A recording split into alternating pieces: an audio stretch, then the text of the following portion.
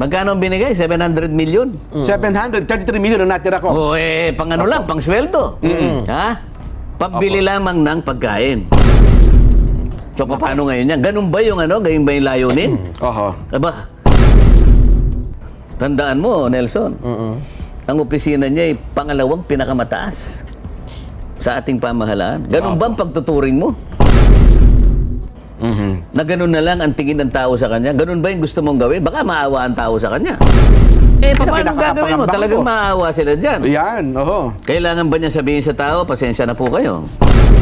Totoo naman Pero baka ang mangyari dyan, ang magpupuno ng pagkukulang na yun.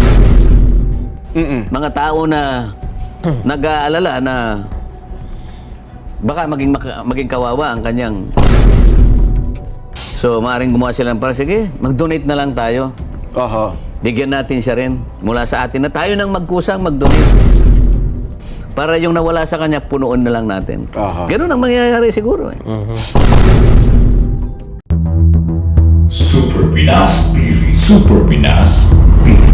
32 milyon na Pilipino posibleng magdodonate para sa dagdag na pondo ng Vice Presidente. Sa nakaraang pagdinig ay nagiging usapin at hot issue itong OVP budget briefing sa Kamara. Sa unang pagdinig ay planado na pala lahat ng mga katanungan para kay VP Sara. Nagpresenta ang opisina ng kanilang budget for 2025 kung saan ang paglalaan ng proposed budget na ito ay halos isang oras pa nga ang ginugol para sa isang napakadetalyadong budget proposal na halos wala ka nang maitanong dahil everything was discussed and elaborated properly. At kung meron mang mga tanong ay dapat related lang sa proposed budget for 2025. Ngunit yun pala ay puro confidential fund ang itinatanong. Kung babalikan natin ay wala namang confidential budget sa 2024 at nasa 2022 to 2023 pa ang mga ito. At kung maalala natin mga ka-super ay kusang binigay pala ni Pangulong Bongbong Marcos ang confidential budget na ito para kay VP Sara dahil ipinagkakatiwala niya ito. Yun pala ay ito rin ang gagamitin nila para atakihin ang Vice Presidente. At dahil nga sa kasakiman ng dalawang kongresistang ito na halos sinakop na ang buong House of Representatives at dinawit pa yata ang mga neophytes o ang mga bago pa lang sa Kongreso para pagkaisahan si VP Sara. Kung napansin ninyo mga ka-super noong budget briefing ng Office of the President ay walang pag-aalinlangan na tumaas halos lahat ng miyembro ng Committee on Appropriations para i-terminate ang budget discussion ng 10 billion for the President. Ibig sabihin po niyan ay sakop na ni House Speaker Romualdez at Zaldico ang buong Kamara. To extend the parliamentary courtesy and terminate the briefing of the budget of the Office of the President. All those in favor, please raise your hands. Please have a hand count. Lumabas din ang mga issue ng biglang pagyaman ni Congressman Stella Kimbo na batay sa balita ay nasa 12 million lamang ang net worth ng kanyang asawa at nakakapagtaka kung paano niya na-afford ang mga gamit na ito na sobrang pagkakamahal. At customized pa yata ang kanyang van at daig pa ang mga batikang artista. Diyan pa lang ay hindi talaga mapigilan ng paghihinala ng mga Pilipino na posible ngang merong korupsyon ang nangyayari sa House of the Representatives. Dumako naman tayo dito kay Representative Marcoleta mga ka-super. Na ayon pa sa kanyang nakikitang posibilidad ay sa ginawa nila kay VP Sara na ang budget na 2 billion na naging 733 million na lang ay magre-resulta ito sa pagkaawa ng mga mamamayang Pilipino at magtulong-tulong sa pag-generate ng budget para idagdag sa Office of the Vice President. Ito po ay isang napakalaking sampal sa kanila mga ka-super dahil sa walang awang pagkat ng budget sa OVP ay mismong ang mga Pilipino na ang tutulong para dagdagan ito. Isa lang po ang masasabi natin mga ka-super, nakakahiya at ang kakapal na mga mukha nila. Walang transparency sa budget ng Office of the President na 10 billion ngunit ang daming pasikot-sikot sa 2 billion budget lamang ng Vice Presidente na second highest office of the land. Mr. COA Representative, Madam COA Representative, sino po ba sa amin dito sa kabuuan ng House of Representatives ang merong notice of disallowance? Nako, lahat po, malamang. Kaya sabihin niya, mawalang galong na po sa inyo, sir. Opo. 99% po meron kayong notice of disallowance. Lahat ng Ano mga kaya? totoo. O paano ngayon? Yun ang malaki, totoong katotohanan kong. So nagtatanong ka tungkol sa disallowance na hindi pa sinasagot, samantalang ikaw ay meron din? Pati Makabayan Black ko, meron yan. Oh, merong nakasulat sa Biblia eh. Oho. Ha? Huwag mong titingnan kanya. Oho. Yung muta nung kapatid mo. Oho. Ang tingnan mo ay nakahambalang sa sarili mong mata. Baka mas malaki pa yan yan. Oo, nakalagay pa ron eh. Totoo. Parang isang punong kahoy ang nakabara sa kanyang mata eh. Ano ibig niya sabihin? Umalis ka dyan sa likod ng puno na yan. Oho. Kasi natatakpan ka eh. Hindi mo nakikita yung katwiran eh. Lumabas ka dyan para makita mo yung totoo. Kasi medyo nababara yung paningin mo eh. Ayun. Kumbaga sa gera din, Opo. alam na ng kalaban mo, wala ka ng bala eh. Oho. Ha? Tama po. Naghihintay ka lang, katapusan mo na kanya. Kasi kabisado nila sa laki ng tinga. Hayaan mo siyang magpaputok mauna. Bilang nila yung bala mo. Magkano ang binigay? 700 million? 733 million ang natira ko. O pang ano lang, pang sweldo. Ha? Pambili lamang ng pagkain. Oho. Wala na siyang pambili ng bala. Sa palagay mo ba? Palagay mo ba magtatagumpay yung opisina na yun sa kawalan mo ng bala? Oho. Tatawanan ka nung kalaban mo.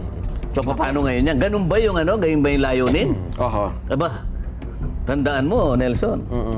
Ang opisina niya ay pangalawang pinakamataas sa ating pamahalaan. Ganun ba ang pagtuturing mo? Na ganun na lang ang tingin ng tao sa kanya? Ganun ba yung gusto mong gawin? Baka maawa ang tao sa kanya. Nako, yun ang delikado. Ang mga Pilipino pa naman kong kapag ka-underdog, kinakaawaan, ay kukuha din simpatya po yan. Paano gagawin mo? Talagang maawa sila dyan. Yan, oho. Kailangan ba niya sabihin sa tao, pasensya na po kayo? Totoo naman eh. Pero baka ang mangyari dyan, ang magpupuno ng pagkukulang na yon, mga tao na nag-aalala na baka maging kawawa ang kanyang figura sa pananaw ng taong bayan. Oho. So, maaaring gumawa sila ng para, sige, mag-donate na lang tayo. Oho. Bigyan natin siya rin mula sa atin na tayo nang magkusang mag-donate para yung nawala sa kanya, punuan na lang natin. Aha. Ganun ang mangyayari siguro eh. Ay, nako. Anyway, kung siguro doon sa part naman ng siyempre may mga tao din po na nagko-komento. Di ba dapat din naman talagang alamin natin kung saan nila ginugol ang mga pera, bondo ng taong bayan. Kasi perde naman ng taong bayan yan eh. Hindi ba karapatan din naman naming malaman kung saan niya po yung ginugol? Lalo pa nga meron pong report na hawak sila ng partikular na po ang Commission on Audit na lumilitaw na parang hindi nagastos ng tama yung pondo ko. Sana. Opo. Sana. Totoo naman yun eh. Sana kung ang layunin talaga'y ganun lang. Aha. Na talagang, halimbawa, pag sinagot mo ng ganun, Wala. huminto ka na doon sapagkat naipaliwanag niya na. Ayun. Ganun kaya ang magiging katapusan nito? Ayun. Nakikita mo eh. Ulit-ulit. Iba na yung Iba na yung paraan. Hindi na yung magtatanong para lumalaman mo eh. Nagtatanong para magpahiya ka na eh. Madali namang kwentahin yun din. Bagay Ngayon, yan. bago mangyari yun, meron tayong inaalagaan na tradisyon. Yun ang aking Oho. Yun ang aking gustong malaman sa mga kasama ko. Sapagkat sa tagal ko na sa Kamara din, Opo. sinabi ko nga sa kanila eh. Ano ba yung point of entry ko rito sa House of Representatives? 2004. 2004. Yes po. 13th Congress. Ngayon, 19th Congress na tayo. Bilangin ninyo. Sa haba ng panahon na yan, ilang vice president na yung nakita ko. Opo. Kung ang pag-uusapan ay yung Opo. pag-approve ng kanyang budget. Di ba? Ayan. Dumaan si Vice President Binay. Opo. Dumaan si Nolo de Castro. Opo. Lenny Robredo. Opo. Oo. Palaging ganun eh. Oho. Pati Pangulo. Pangulong Duterte, Pangulong Pinoy, Pangulong Gloria Macapagal Arroyo. Oho. Palagi ang sinasabi, pagka budget na ng presidente o pangalawang pangulo, Your Honor, in line with the time-honored tradition of the House of according courtesy to the office of the President, ganun eh, I move Opo. to terminate the consideration of the budget of the office of the President. Palakpakan na yun dyan. Ay, opo. Alam mo ang basihan doon, alam mo yung batayan, yung kaukulang paggalang sa opisina ng dalawang pinakamataas Opo. na leader ng ating bansa. Alam mo, pwede mo pang idagdag yun eh. Maski na yung, maski na yung hudikatura. Sa katatasan Palaging ganun hukuman. din. May Opo. nagtatanong parang lang, formalidad eh. Opo. Formalidad. Hindi. Pagkatapos ngayon, Oho. bakit mo iibahin? Ay, pinaalala ko nga sa kanya, Madam Chair, nakalimutan mo na ba? 2022 budget. Ha? Noong 2022, tumayo ka ako si Congressman Nonoy Libanan, yung ating minority leader. It took him only 13 minutes. He moved to dispose the consideration of the OBP budget. At dagli-dagli rin naman tumayo ka ako yung majority leader, Manix Dalipe, Opo. para sekundahin ang kanyang motion. 13 minutes. 2022. Nakalimutan nyo na po ba yun? 2023. Sino ang tumayo? The presidential son, Sandro Marcos. Senior Deputy Majority Leader. Opo. Anong sabi niya? Ganun din. In line with the time-honored tradition well kept by this House, I move to terminate the budget of the OBP. Aha. Nag-object si Franz Castro. Opo. Makabayang black ng time na yun. Opo. No, the objection was so revolting. Opo. I object. Ganun-ganun eh. Talaga alam mo naman sila eh. Opo. Ha? May kamay pang ganun. I object.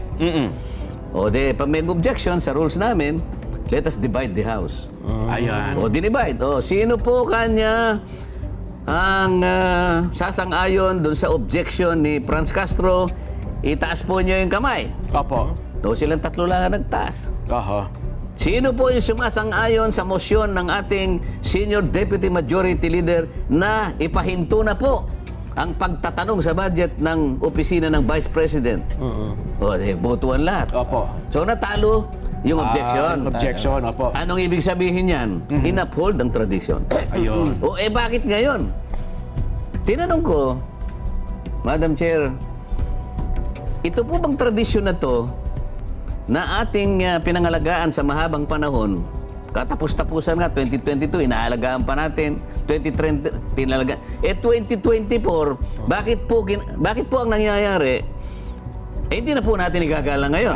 So, ano pong katwiran? Bakit sinagot naman ni Chair Kim Bokong na nung tinanong niyo siya, ang sagot niya, opo, ginagalang pa naman po natin yan. Di ba yun po naging sagot niya ko? May problema. Hindi ganun sagot. Oho.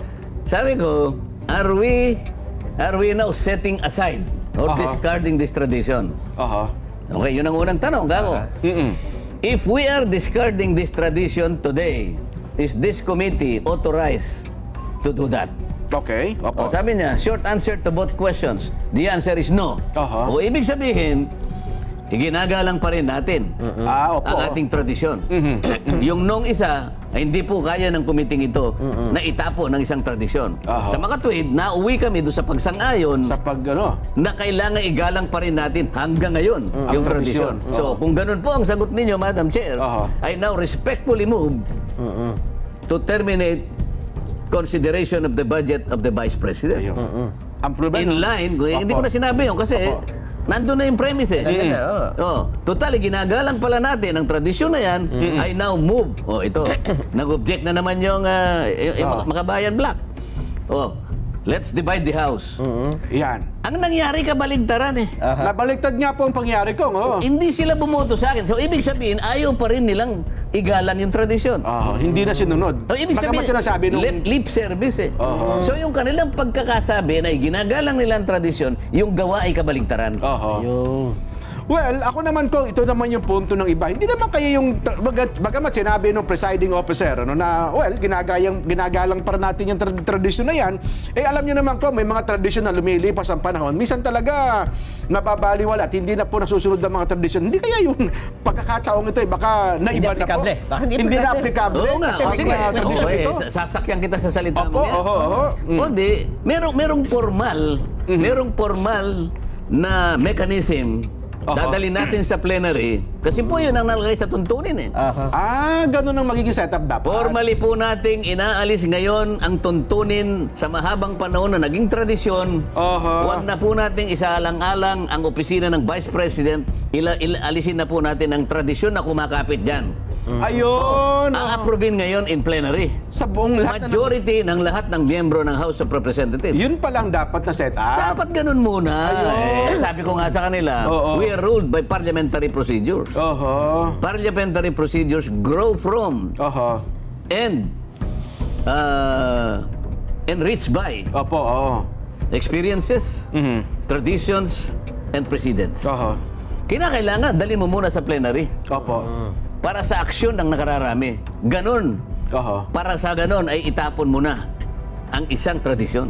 Ayun. Eh wala pa eh. Opo, oo. Bakit inunahan mo yung tradisyon? So di namumuliti ka. So dapat pala, kasi harapin natin ang katotohanan ko, may mga tradisyon noon pa man.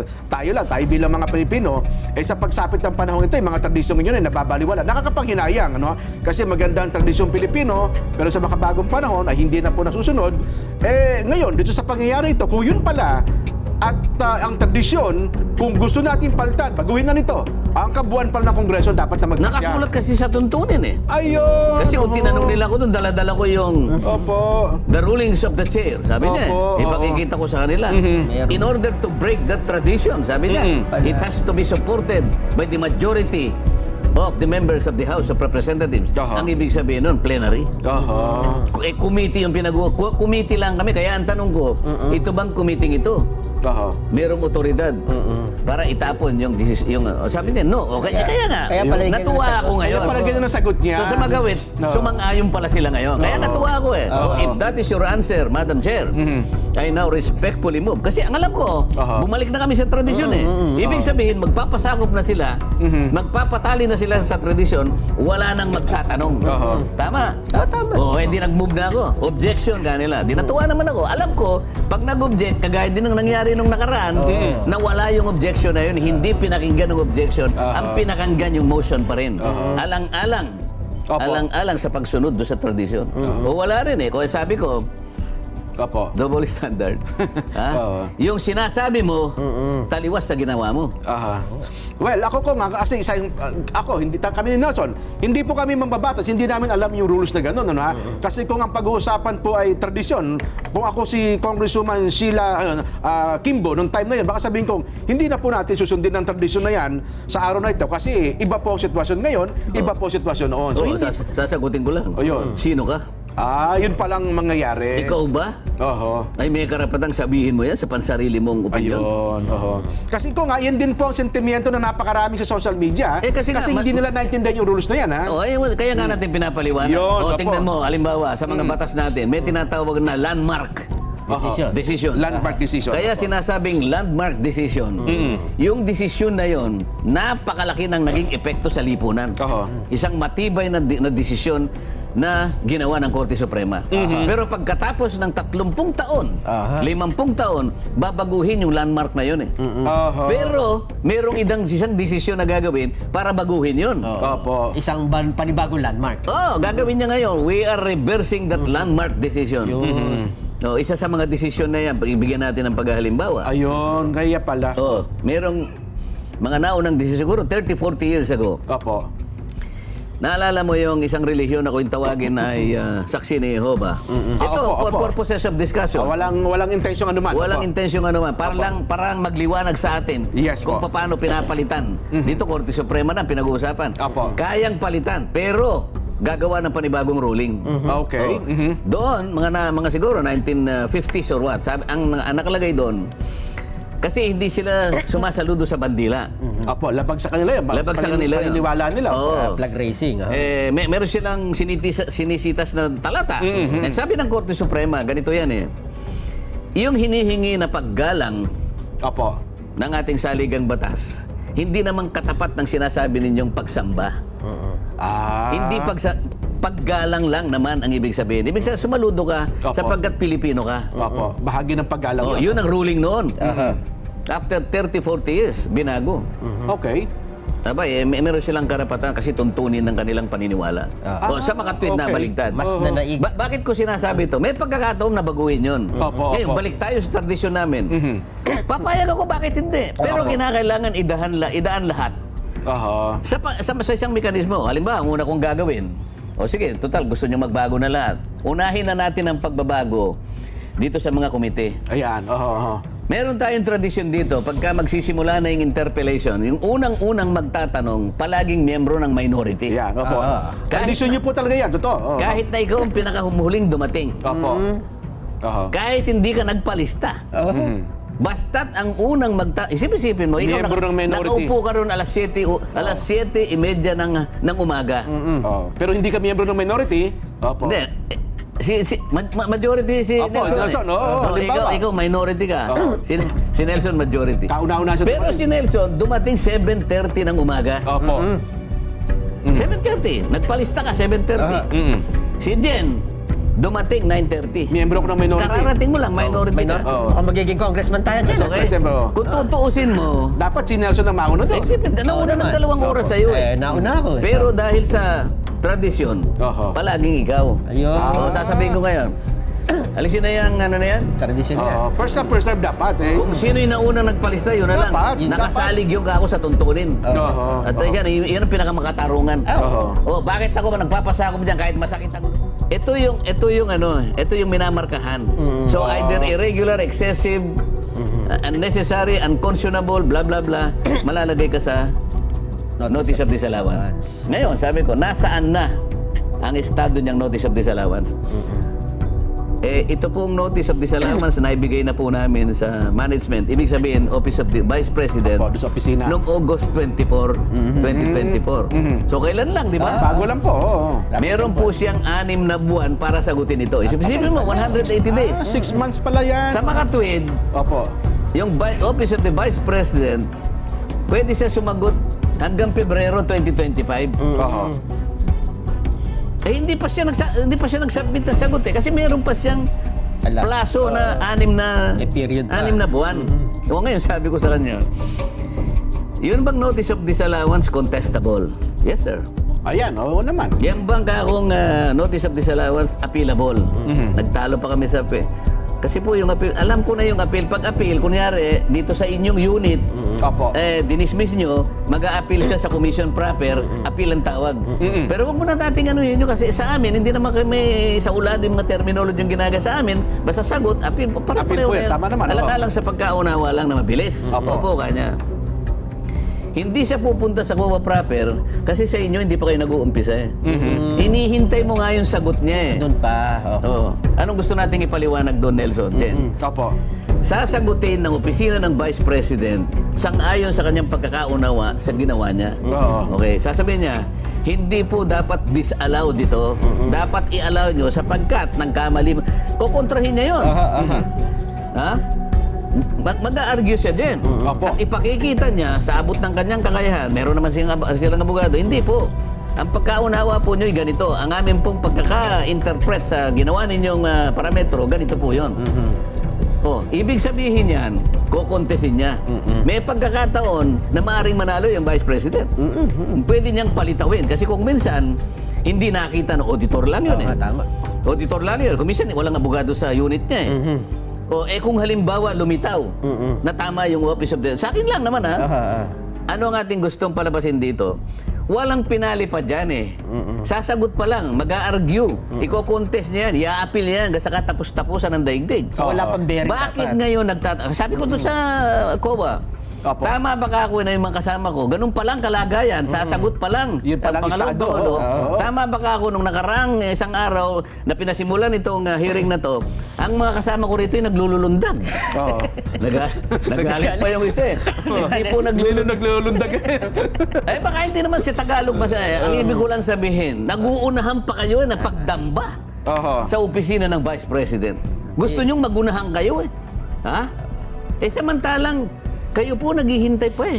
Kung ano po ang isasagot ng pangalawang Pangulo. Oho. Hindi po ba nyo kami papayuhan? Payuhan nyo po kami. Kasama na ako doon. Oo, tama nga. Payuhan nyo kami. Sabi niya, hindi daw... Kailangan ko bang magtatanong na ngayon o hindi? Because if I do that, I will be more popist than the Pope. Oho. Hindi ko po masasagot kasi po, kayo po, hindi nga, payuhan mo lang kami. Ayaw magpayo. Payuhin mo kami. Oo. Dapat na ba kaming magtatanong sa gayong ikaw, hindi mo ba pala natatanggap yung argumento at pagsagot ng pangalawang Pangulo? Hindi ka ba matatawa sa amin? Tingnan mo kahit itong mga Dapat ko na bang Nagdadadamba na sila. Ayaw niya yung naglulunod. O sige, nagdadadamba. dapat ko na bang gamitin itong report ninyo laban sa tanggapan ng ganito? Isipin mo, Oh, di Sasagutin ba? pa lang. sasagutin pa lang. Intayin mo naman yon. Respeto mo na lang sa opisina ng Vice President. Sasagot eh. Bakit hindi pa siya sumasagot? May 6 na buwan pa siyang sumagot eh. Piniprepare mabuti. Oh, katapos-tapos, anong malay mo kung halimbawa nasagot niya? At medyo tumama. At sinabi, oo nga pala. Ito naman So, pala. allowed. Ayun. So, wala na yung mamamatay na yung Wala na. Notice of disallowance. disallowance. Kasi Opo. allowed eh. Naipagtanggol niya yung sarili niya. Ayun. Ngayon, bakit ka magtatatanong ngayon? Ba't ka maglulundag? Ha? Hindi mo pa nga alam kung ano yung laman nito kasi hindi mo kasi alam mo ang lata, ano? Wala namang label. Nakala mo ang laman sardinas. Nagtatatong ka na, inaakala mo yung laman ay sardinas. Tatanong na, Eh bagoong pala. Bakit maalat yung sardinas? Hindi mo nga alam kung sardinas. Nakuha mo ibig ko sabihin? Tama po. Kaya akong ginanon ang pagtatanong para lang maipadama ko sa aking mga kasama. Mga kasama, parehang masyado tayong adelentado. Aha. Kaya nga ako'y nagpakababa na rin, sabi ko doon sa Cuba. Payuhan mo nga kami. Pati ako isama mo na ron. Ha? Opo. Payuhan mo ako. Ayaw niya Ayaw naman niya akong payuhan. Opo. Ay mukhang ay nako. Nung narinig ko nga yun, doon ako Naunawaan mo, di ba? ko yun. Oh, yan ang sinasabi ko. Naunawaan ko eh. Aha. Sabi ko, ganun palang sitwasyon. Yun palang proseso. Kung hindi kayo Yun ang nagsalita, estado. ang imahe dyan, Oo. merong katiwalian, merong yun nga, Parang sila- pinagtatakpan. na hindi sinasagot. Kasi nga meron ng notice eh. Eh, Parang paano kung dating- halimbawa, Oo. humaba itong usapin na to? Halimbawa, nakaharap yung COA. Opo. Mr. COA Representative, Madam COA Representative, sino po ba sa amin dito sa kabuuan ng House of Representatives ang merong notice of disallowance? Nako, lahat po, malamang. Kaya sabihin niya, mawalang galong na po sa inyo, sir. Opo. 99% po meron kayong notice of disallowance. Lahat ng Ano mga- kaya? Totoo. O paano ngayon? Yun ang malaki, totoong katotohanan kong. So nagtatanong ka tungkol sa disallowance na hindi pa sinasagot, samantalang ikaw ay meron din? Pati Makabayan Black ko, meron yan. Oh, merong nakasulat sa Biblia eh. Oho. Ha? Huwag mong titingnan kanya. Oho. Yung muta nung kapatid mo. Oho. Ang tingnan mo ay nakahambalang sa sarili mong mata. Baka mas malaki pa yan ano yan. Oo, nakalagay pa ron eh. Totoo. Parang isang punong kahoy ang nakabara sa kanyang mata eh. Ano ibig niya sabihin? Umalis ka dyan sa likod ng puno na yan. Oho. Kasi natatakpan ka eh. Hindi mo nakikita yung katwiran eh. Lumabas ka dyan para makita mo yung totoo. Kasi medyo nababara yung paningin mo eh. Ayun.